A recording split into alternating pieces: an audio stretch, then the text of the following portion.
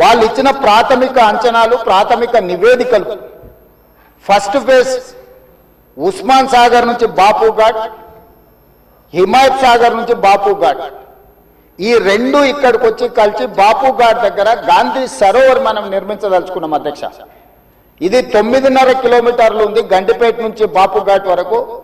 హిమాయత్ సాగర్ నుంచి బాపు ఘాట్ వరకు 11.5 కిలోమీటర్లు ఉంది అధ్యక్ష దాదాపుగా. ఈ రెండు కలిస్తే ఒక వి షేప్ లో అభివృద్ధి జరుగుతుంది. ఇది 21 కిలోమీటర్లు.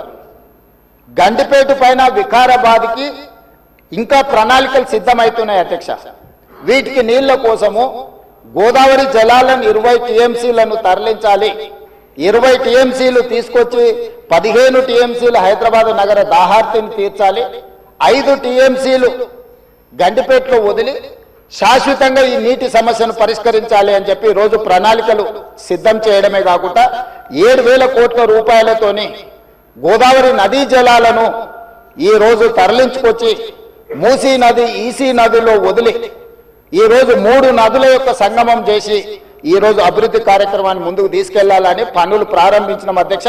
నాకు తెలిసి గోదావరి నదీ జలాలు రాబోయే 2 సంవత్సరాల లోపలనే మనము గండిపేటకు నీళ్లు తరలించుకొని వస్తాం అధ్యక్ష.